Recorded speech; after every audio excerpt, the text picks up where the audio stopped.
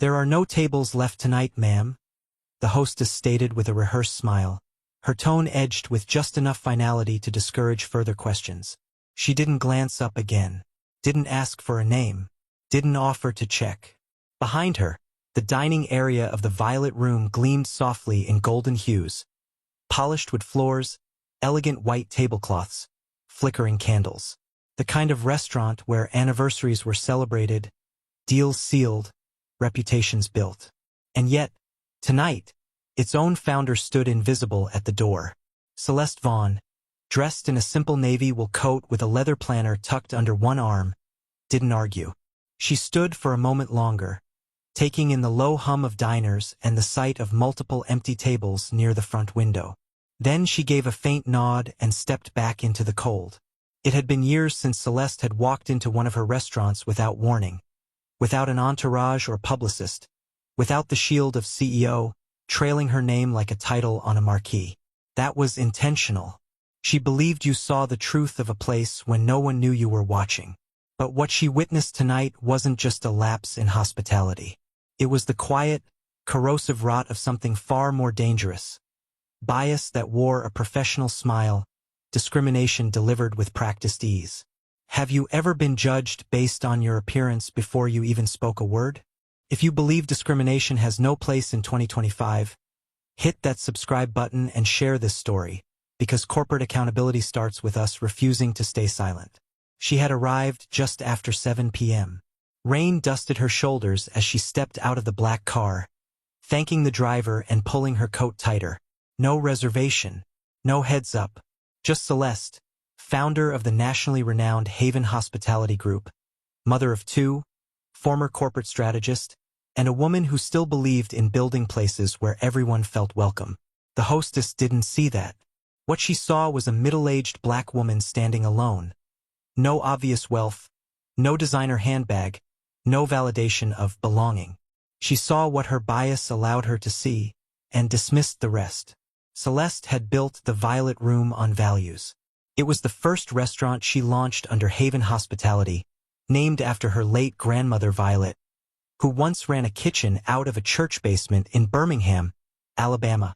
It stood for elegance, excellence, and equity. Every staff training module included inclusivity, dignity, and implicit bias awareness. It was, ironically, the company's crown jewel for inclusive fine dining. And yet, here she was, denied a seat, denied even the dignity of being asked her name. The irony was almost poetic. As she walked toward the nearby cafe to warm up, her phone buzzed with a calendar reminder, 10-year anniversary gala planning meeting Monday. A smile touched her lips. 10 years. A decade of late nights, funding rejections, press features, award speeches, and boardroom negotiations. 10 years of fighting to create spaces like this, only to be refused entry into one, quietly, politely, simply because someone had decided she didn't fit the scene. She remembered moments like this from earlier in her career, when she was a junior consultant in New York and had to carry two versions of her resume. When she'd been mistaken for an assistant at her own pitch meeting. When a hotel concierge had handed her a valet stub before even saying hello. These weren't the loud offenses of bigotry. They were the 1,000 paper cuts of prejudice dressed in civility. Moments like this were why she built her company in the first place. But that didn't make it sting any less. Inside the restaurant, no one knew. Laughter floated from a couple seated under the skylight. A waiter polished wine glasses behind the bar. The hostess greeted a pair of young white women in high heels and bright lipstick, smiling wider this time, gesturing toward the best corner booth. Celeste watched from across the street. This wasn't just about her. It was about the culture being cultivated without her knowledge. It was about the erosion of standards. It was about power being wielded by people too comfortable to realize they had any. Celeste pulled out her phone. She didn't need to yell. She didn't need to post. She didn't need a confrontation, not yet. Instead, she sent a message. Short, precise. To her chief operating officer. Unannounced customer visit. Violet Room. Urgent. Call me in 10. She exhaled slowly and let the rain fall. In moments like this, many people would feel rage. Some would storm back in, demand apologies, make a scene. But Celeste Vaughn wasn't many people. She was the kind of leader who believed in measured change, the kind that didn't just correct behavior but transformed environments. This wasn't going to be a viral meltdown. This was going to be a reckoning. And the staff inside had no idea how close they were to the end of their shift. Rain misted across the windshield as Celeste sat in the back of a quiet cafe across the street, her cup of chamomile untouched, cooling beside her. The window gave her a perfect view of the restaurant she had once dreamt about with childlike wonder. The Violet Room. Its name, etched in elegant script above the entrance, used to bring her a swell of pride. Tonight it brought something else. A weight, a reckoning. She didn't sit there feeling sorry. She sat there feeling responsible. Because Celeste Vaughn wasn't just a customer denied a table.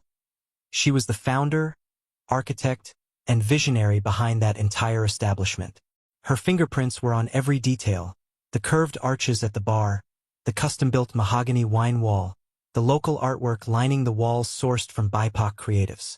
Everything, down to the playlist looping in the background, had passed through her approval. And yet, somehow, she no longer fit into the very space she built. 10 years ago, the Violet Room had been just a sketch in her notebook. A dream forged during late-night shifts and exhausting conference calls. Back then, Celeste had been one of only 3 black women at her level in a global consulting firm. While others chased luxury branding gigs, she studied community economics, researched hospitality inclusion, and saved every spare dollar she could. Her grandmother, the restaurant's namesake, had once told her, "You don't change the world by shouting louder. You change it by feeding people, treating them right, and building places where they see themselves." That's what the Violet Room was supposed to be. Not just a restaurant, a declaration. Celeste hadn't built it to chase Michelin stars or impress investors. She built it to be a safe space disguised as fine dining. A place where elegance and equity could exist in the same room, where no one felt less than because of how they looked, how they dressed, or how much money they had. That was the founding principle. And that was what had just been spit on with a single sentence. No tables left. As her eyes watched guests flowing through the revolving door, she realized the most painful part wasn't the rejection. It was the betrayal of everything she stood for. The young hostess hadn't known who she was. The manager hadn't intervened. The staff had behaved as if they were the gatekeepers of exclusivity, not ambassadors of a mission. Somewhere along the way, her values had been replaced with vanity. And it hadn't started tonight. Celeste thought back to the last quarterly review. There had been a note from HR, minor uptick in employee attrition at the downtown location. A flag raised about inconsistent training. A review from a customer that simply said, "Great food, but felt like I didn't belong." She'd made a mental note to visit in person. Life had gotten in the way. Or maybe, deep down, she'd hoped it wasn't as bad as it seemed.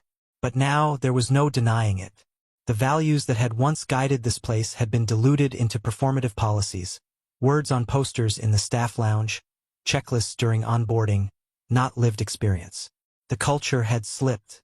And in hospitality, when culture slips, people fall through the cracks.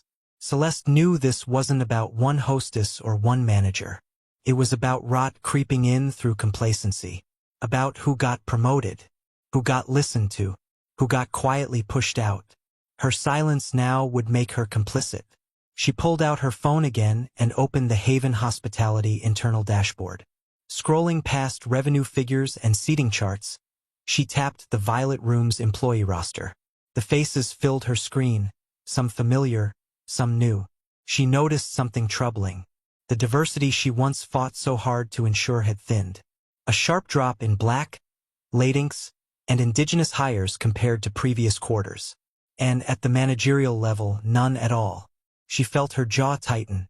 It had happened under her nose. Not because she didn't care, but because she trusted too much. Delegated too far down. Success had made her generous with authority. Maybe even careless. But that ended tonight.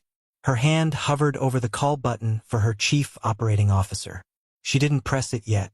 Instead, she leaned back and remembered the early days. The excitement of opening night. The first time a local journalist called it the future of American fine dining. The first customer who hugged her because they'd never been to a restaurant that felt like it was made for people like me. She remembered how hard it had been to fight for funding when most investors didn't think an upscale, black-owned hospitality brand had a market. How she'd been told to partner with a white face for visibility. How she refused. This place was built on defiance, on dignity, on a deep belief that the hospitality industry didn't need to choose between profit and principle. Now she had to defend it again. But her way was never to throw tantrums. Celeste didn't raise her voice. She raised expectations. Quietly, strategically, with consequences that echoed louder than any outburst ever could. As the rain tapered off and traffic glided past the glowing windows of the violet room, Celeste stood up. She zipped her coat, slid her planner into her tote, and walked to the curb. Her car pulled up, as if sensing the shift in her mood. The storm was no longer outside. It was walking through those restaurant doors. She didn't need to introduce herself. She would let the facts do that for her. Because tonight wasn't just about correcting bad behavior. It was about recentering the mission, reclaiming the space, and reminding every staff member under her banner that when you forget the why, the who will show up to remind you. The violet room was about to remember who it belonged to. Celeste didn't walk through the doors of the violet room with a storm behind her. She didn't slam her car door shut or stride in with fire in her eyes. That wasn't her style. Power, she'd long understood, didn't need to perform. It needed only to arrive. The doorman recognized her first, not as a customer, but as the founder. His posture stiffened, unsure whether to greet her or get out of her way. Celeste gave a silent nod, her eyes fixed straight ahead. She wasn't here for theatrics. She was here to reclaim what had quietly been stolen. Inside, the atmosphere remained unchanged. Dim lighting, gentle jazz spilling from the speakers, and the murmur of polite conversation. Guests lifted glasses, toasted birthdays, laughed over crème brûlée. The staff floated between tables with polished grace, carrying plates that looked like art. On the surface, it was still the violet room. But surface had never impressed Celeste. She moved toward the hostess stand with the precision of someone who knew every square inch of the space, because she'd built it from blueprints and memories, from meetings with architects and phone calls with her grandmother about what hospitality used to feel like. Each design decision had come from somewhere personal. And yet, the place no longer felt familiar. The hostess, Brielle, stood tall, her back straight, her face the same mask of blank courtesy as before. She didn't recognize Celeste. Again, there was something piercing in that. Not in the fact that Brielle didn't know her title, but that she didn't know her spirit. Celeste had always believed that when a space is built with intention, people feel it. They sense the energy of who it's made for. Brielle didn't feel anything. That was the problem. Before Celeste could speak, Jason, the general manager, stepped forward. He hadn't been alerted. There had been no warning from corporate, no calendar invite marked CEO visit. But something in the energy of the room had shifted, and he felt it instantly. He wore confidence like a tailored jacket, always snug, always presentable. But tonight it slipped, just slightly. He smiled, not the way people smile at someone they respect, but the way they smile when they're trying to calculate what you know and how much damage you can do with it. Celeste didn't bother introducing herself. She didn't need to. Jason knew. There was no raised voice, no announcement of her identity to the room. She didn't shout, didn't demand anyone get the manager, didn't declare anything at all. Her presence alone was a rupture, a quiet siren. They moved to the private vestibule near the wine cellar, a space she'd personally designed for intimate tastings and chef collaborations. Tonight, it became the war room. Jason talked first. Predictably, he started to explain something vague about confusion about the new hostess, about reservations and systems. His words stumbled over themselves, too polished to be sincere. Celeste let him finish. Not because she cared for the explanation, but because people reveal the most when they believe they're still in control. She stood silent as he fumbled through justifications. And then, with the calm precision of someone who has learned to weaponize composure, she opened her planner. Inside were notes, records, screenshots, timeline summaries.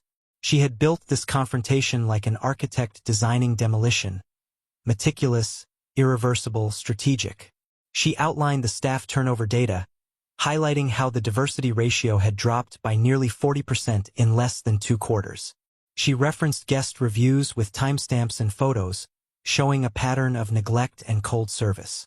She cited a resignation letter from a former sous chef who had flagged discriminatory behavior and been gaslit into quitting. All dismissed. All ignored. Jason's face tightened with every page. Still, she didn't yell. There was no need. She wasn't here to scold. She was here to execute. In a measured tone, she confirmed what had already been set in motion. HR had been notified. The compliance team was en route. Effective immediately, all on-site staff, including Jason and Brielle, were to be relieved of duty pending full investigation. Their system logins had already been disabled. Backup staff from nearby Haven hospitality locations were mobilized and would arrive within the hour. Operations would resume under emergency protocol. Jason said nothing then. There was nothing to say. The power he had clutched with casual carelessness had just been swept away like dust from a mantle. Celeste left him there. No threats, no lecture, just silence. As she re-entered the main dining room, a few guests turned to look, sensing the shift in energy. One woman whispered to her date, recognizing her from a Forbes profile. Another quietly pulled out her phone. Celeste didn't break stride. She moved through the room not as an executive taking revenge, but as a woman repossessing something sacred. This wasn't a spectacle. It was a correction, a course finally being righted. Outside, a second wave of rain had begun. It misted the pavement like the soft breath of renewal. A black SUV pulled up. From it emerged Haven's regional team, wearing branded jackets, clipboards in hand, professionalism radiating from their every step. They moved with purpose, quiet, respectful, efficient. Within minutes, the Violet Room became a new stage. The old cast was gone, and not a single word had been raised in their removal. Because true power doesn't scream. It arrives. It observes. And when necessary, it rebuilds one table at a time. There's a certain kind of silence that follows a shift in power. Unnatural, heavy, like air waiting to be rewritten. That silence filled the Violet Room in the moments after Celeste Vaughn emerged from the private vestibule. It wasn't spoken. It was felt. Servers paused in motion, a tray of wine glasses slightly trembling in a waiter's hand. A bartender, halfway through polishing a coupe glass, stopped and set it down. Even the music, a Miles Davis ballad, seemed to lower itself in volume out of respect or fear. Celeste didn't need to declare what had happened behind closed doors. The atmosphere had already changed. It swept across the restaurant like a quiet tide. The general manager was gone. The hostess had disappeared from her post. And suddenly, the restaurant's elegant rhythm gave way to something unfamiliar. Accountability. She didn't smile. She didn't perform satisfaction. She simply moved with intention, every step a signature of authority. Not one based on hierarchy, but earned through vision, consistency, and a decade of building a legacy from the ground up. Back in the office, the cleanup had already begun. The head of regional operations, a woman named Marin, handpicked by Celeste years ago for her integrity, had arrived with a skeleton crew. Assistant managers, lead servers, kitchen support. These weren't interns or temps. These were trusted team members who had stepped into many crises before, always quietly, always efficiently, always without ego. They were the kind of people who didn't flinch when systems failed or when leadership faltered. Tonight, they had arrived not just to restore service, but to help rebuild trust. The transition unfolded like a symphony of whispered instructions and purposeful footsteps. Staff badges were collected. Kitchen access was reassigned. Company tablets were locked down remotely. Within 30 minutes, the former staff had vacated the building. No shouting, no incident. Just the sound of reality settling into those who thought the mission didn't matter anymore. They'd been hired to protect an image. They forgot they were stewards of a story. Out front, guests still lingered. Some were confused. A few were irritated. but most sat quietly, unsure whether they were witnessing a disruption or a restoration. No formal announcement was made, but the shift in energy was unmistakable. Staff with new faces took over service, welcoming, composed, gracious. Even the lighting seemed to change. What had felt like staged elegance an hour ago now pulsed with purpose.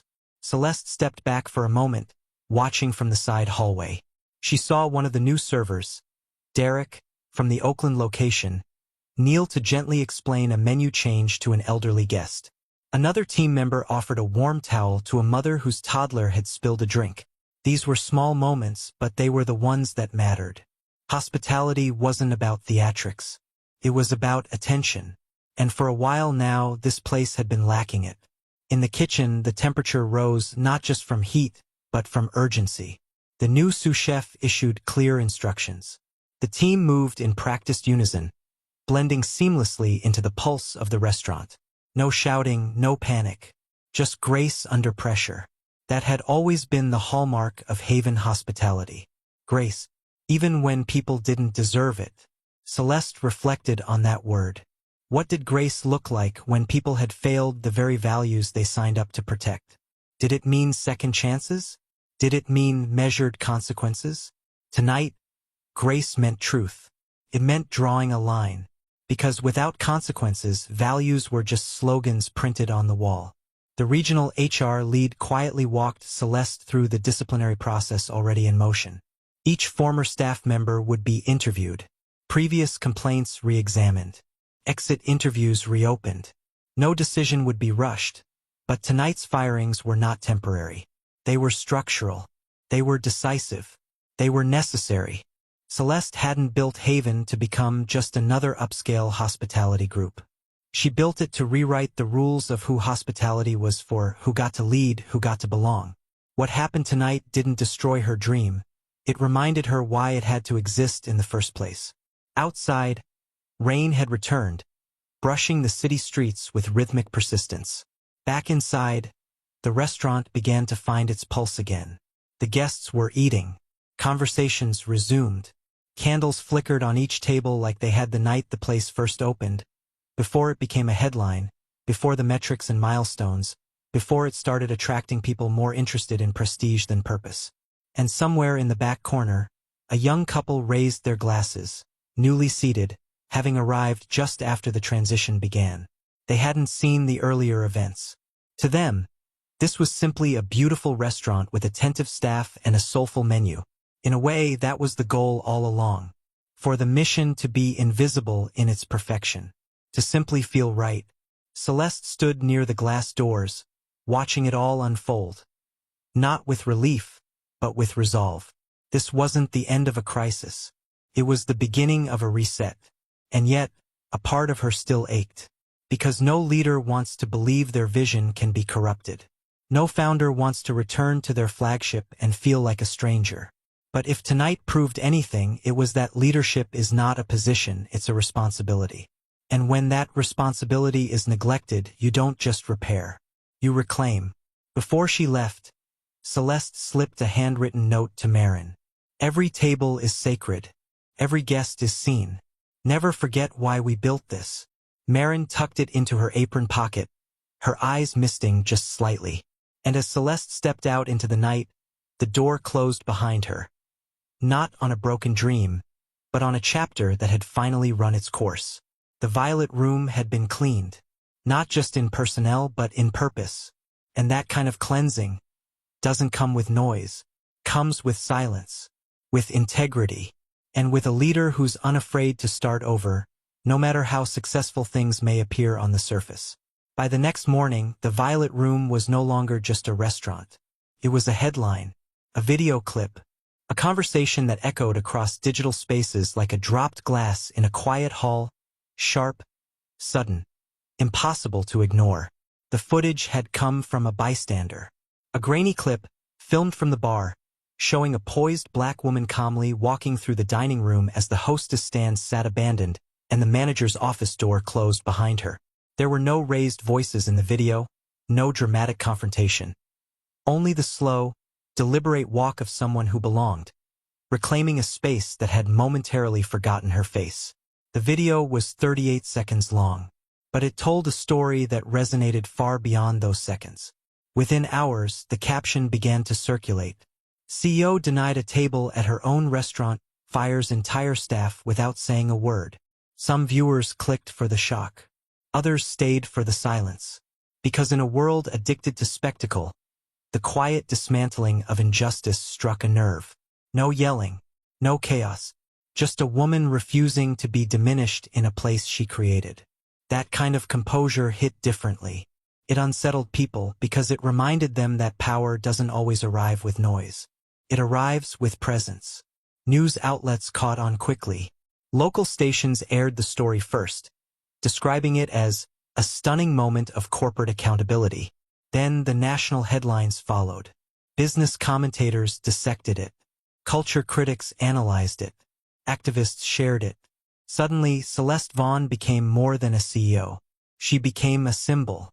But she didn't see herself that way. In her apartment that morning, far from the buzz of the restaurant, she sat at her kitchen table in a soft robe, tea growing cold beside her laptop. Notifications came in relentlessly. Her name trended alongside hashtags about bias, leadership, and Black excellence. Friends texted links. Former colleagues sent emails with subject lines like, "So proud," and "You handled it with class." She didn't respond to any of them. She wasn't basking in vindication. She was reflecting on the quiet grief of betrayal, on the ache of knowing that your mission had been compromised under your own roof. She didn't feel triumphant. She felt tired, respected maybe, but not relieved. Still, she knew the story now belonged to the world. She watched as think pieces popped up across LinkedIn, Medium, and Twitter. Commentators wrote about executive grace under pressure. Social justice threads unpacked the racial implications, how often Black women are disrespected unless their titles precede them, how systems can perpetuate harm even under banners of inclusion. There was praise, yes, but there was also backlash. Some critics claimed she'd overreacted, suggesting that staff should have been trained, not terminated. Others accused her of using her power to humiliate, not correct. They hadn't been there. They didn't know the data, the patterns, the ignored warnings. And Celeste knew women like her are always asked to be softer, gentler, nicer in their accountability. She was done asking for permission to be precise. Still, she didn't speak publicly. She declined interviews, turned down panel requests. When asked for comment, she released one sentence through Haven Hospitality's press office. "We are only as strong as the values we uphold when no one's watching." That was all she needed to say. Meanwhile, the Violet Room operated under new leadership. The emergency team she deployed remained in place, not just running the restaurant but recentering its soul. Staff gathered each morning for team reflections, sharing stories of what the mission meant, not just how to serve. Guests noticed the difference immediately.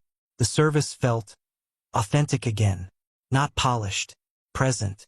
The energy in the room had changed. One customer left a review that simply read, "It feels like Violet is back." Celeste read that and finally allowed herself to smile. But the ripple effects extended beyond her restaurant. Other businesses began re-examining their own service cultures. CEOs privately messaged her, confessing they'd been inspired to anonymously test their front lines. A large hotel chain reached out for consultation. A university requested permission to use the incident as a leadership case study. But what mattered most to Celeste was the quiet messages. DMs from young Black professionals who said, "Thank you for not staying quiet." Comments from women who had been dismissed in boardrooms, skipped over in line, mistaken for assistants, and told they didn't belong. They saw themselves in her walk through that restaurant. Not in defiance, but in dignity. It wasn't about vengeance. It never had been. It was about memory. Because when you build something from the ground up, when you pour your values into the brick, the wood, the lighting, the menu, you never expect that one day those values might be stripped out like wallpaper, covered up, ignored. But even the best foundations crack without care. Celeste's actions weren't born from pride. They were born from heartbreak. She had loved that restaurant, had named it after her grandmother, had envisioned it as a beacon of possibility. And when it failed its own mission, not just for her but for others, she had no choice but to burn away what was broken so something true could grow again. Later that week, she returned quietly to the violet room. No fanfare, no cameras. She sat alone near the window, finally, at a table. The same one the hostess claimed had been unavailable. A new server approached. Young, enthusiastic, respectful without being rehearsed. He welcomed her like he would any guest. She ordered her grandmother's favorite, tomato bisque, rosemary flatbread, and a glass of dry rose. It wasn't a victory meal. It was a homecoming. As she ate, she watched the restaurant hum around her. The laughter, the warmth, the easy grace that had once defined this place now pulsed in the air again. And she realized something profound. Sometimes you don't rebuild by tearing down. You rebuild by returning, quietly, firmly, unapologetically, to your seat at the table. Time passed as it always does, not in loud announcements, but in the subtle rhythm of change, in the soft murmur of evolving systems, in the still, deliberate breath of reflection. In the weeks that followed that quiet but seismic night at the Violet Room, the world moved on. News cycles spun toward new headlines. Viral clips were replaced by newer controversies. The social media storm that had once circled around Celeste Vaughn's actions began to settle into digital dust. But inside the walls of Haven Hospitality, and far beyond it, something had shifted. What Celeste did that night wasn't about spectacle. It wasn't even about the staff who had failed her, or the guests who watched. It was about something larger, something quieter, a line being drawn between what was acceptable and what was no longer tolerable. She hadn't planned for any of it to go public. She hadn't envisioned a viral moment. In truth, she had simply followed her instinct. A lifetime of knowing what silence had cost people like her had taught her one thing. Dignity was not passive. It had to be protected, defended, practiced, even in the smallest acts. Especially in the smallest acts. The Violet Room thrived in the months that followed. But not in the way that articles measured success. Not by reservation counts or gross margins, though those did rebound. It thrived in its spirit, revived, recentered. The staff who remained became stewards of something deeper. They carried the mission not as corporate lingo, but as lived conviction. New hires came from overlooked neighborhoods. Training sessions opened with stories, not slides. The restaurant didn't just serve meals. It became a place where community meant more than cuisine. The night Celeste returned to that table near the window, quiet, unnoticed, nourished by the food and the atmosphere she had resurrected, wasn't just a full-circle moment. It was a passing of the torch. Because this story, in the end, was never just about Celeste. It became about the conversations that rippled outward. The restaurant managers who questioned their hiring practices. The business owners who stopped relying on metrics alone and started listening to lived experience. It was about the college student who saw the video and wrote her thesis on bias in hospitality. About the former waitress who finally quit her toxic job and wrote to Celeste, saying, "You reminded me I deserve better." It was about the high school teacher in Georgia who showed the clip to her students and asked, "What would you do if this happened to you?" The story became something else entirely, no longer an incident, but a reminder. That leadership isn't defined by how many people follow you, but by how you carry yourself when no one's supposed to be watching. That power, when held with integrity, can transform not just policy, but culture. In private, Celeste reflected often on her grandmother Violet. She could almost hear her voice, soft, southern, firm as iron when it needed to be, reminding her, "A kitchen can teach you a lot, baby.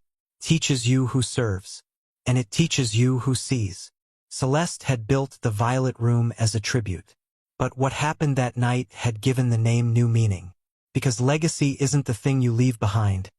It's the standard you insist on while you're still here. And the standard had been redefined. Eventually, the Violet Room would add another plaque to its entryway. Not for awards or critical acclaim, but to mark the moment that almost broke its mission. A reminder etched in brushed steel. Let every guest be seen. Let every table be sacred. In honor of the night we remembered why we exist. Celeste didn't write the plaque herself. One of the new employees did. A junior hostess, barely 22, who said she wanted future staff to never forget what happened. Not out of fear, but out of purpose. Celeste saw it one day on her way in and said nothing. But her eyes lingered. It was then she understood. This legacy didn't need her name in lights. It needed her belief repeated again and again, in small, consistent acts of courage. Across the country, small waves of change began to ripple. Other restaurants launched anonymous auditing programs.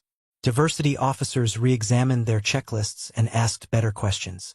Industry conferences started including panels on quiet bias and invisible gatekeeping, not because of outrage, but because of a moment that didn't shout and still spoke volumes. A moment where a black woman walked into her own restaurant, was denied a table, and decided that silence was not an option. She didn't retaliate. She restored. She didn't punish. She reset the compass. And in doing so, she reminded us that equity isn't just a policy, it's a posture, a decision, a standard you must fight to maintain, even when the world starts to forget. Even when you're the only one who remembers why it mattered in the first place. Sometimes the most powerful moments aren't the loudest. They're the ones that reclaim dignity without a single raised voice. If the story moved you, if you've ever been overlooked or underestimated, or if you believe that discrimination has no place in 2025, hit that subscribe button to support stories that matter. Tell us if you ever had to reclaim your place. Your voice might inspire someone else to take theirs back. See you in the next story where silence ends and justice begins.